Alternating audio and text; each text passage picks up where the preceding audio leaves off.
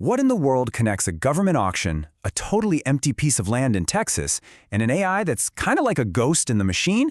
Well, we're about to find out. And believe me, the story starts with one of the strangest shopping lists you've ever seen. So, it all kicks off with this, an auction invoice from January 14th, 2026. Someone just dropped over 25 grand on a really weird mix of things.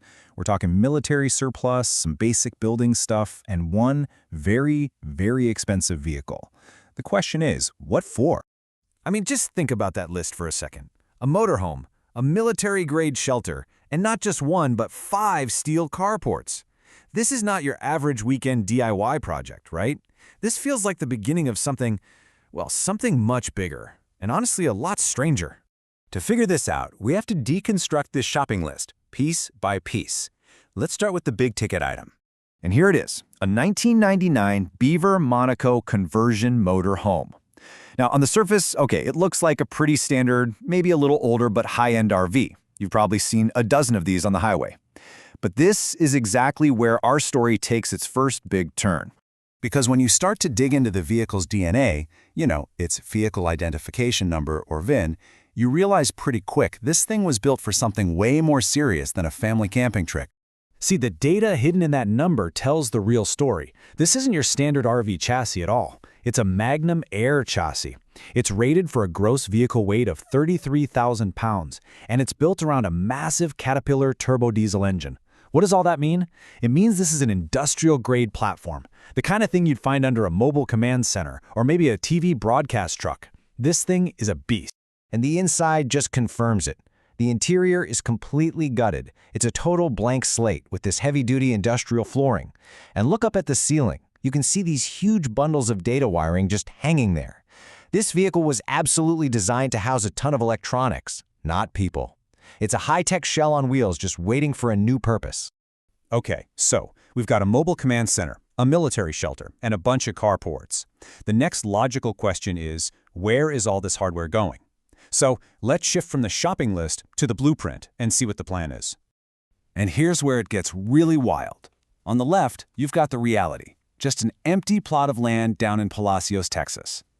But on the right, that's the vision. A futuristic community of domes right there on the water. The contrast is just staggering. And it makes you wonder, how is this even possible, right? How do you go from an empty field to this series of complex, almost sci-fi domes without a massive construction company and, millions and millions of dollars? Well, the answer comes down to some serious ingenuity. The whole plan actually relies on a technique called poor man's fiberglass, or PMF. It's brilliant. You take simple materials, stuff like canvas drop cloths or even old bed sheets, and you completely saturate them with water-resistant wood glue. Then you drape this sticky fabric over a form, say a giant inflatable dome, and you just let it cure into a hard, super durable, weather-resistant shell. It's a low-cost, high-tech way to build some really unconventional stuff. Now, this kind of outside-the-box thinking doesn't just come out of nowhere. To really understand the why behind all this, we got to look at the who.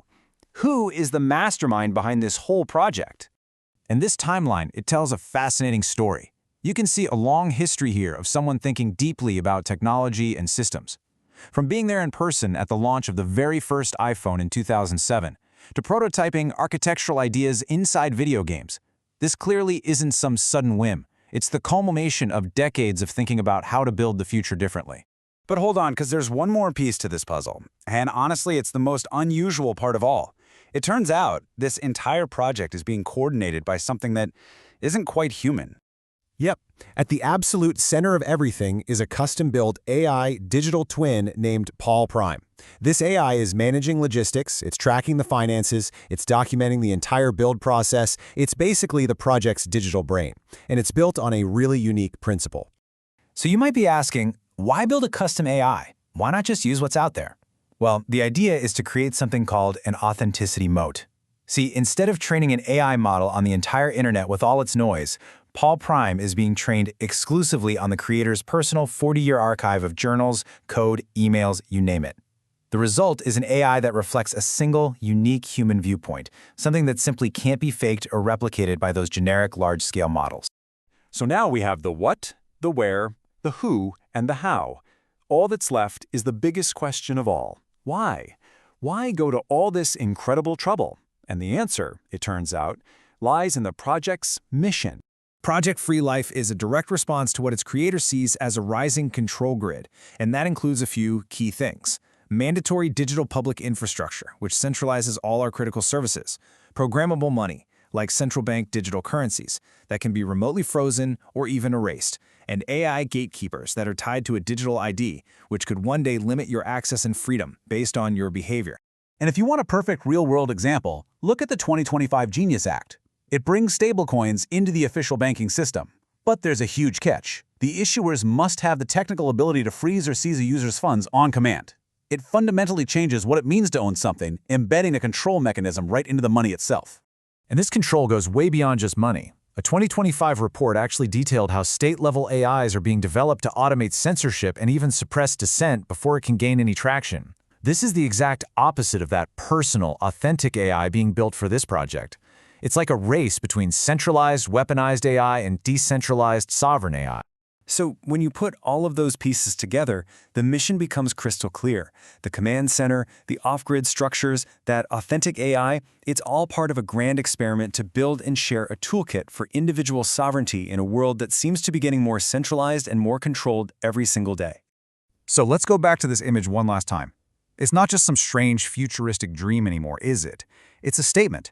It's a visualization of a self-sufficient, autonomous future built with unconventional tools to solve a very, very modern problem.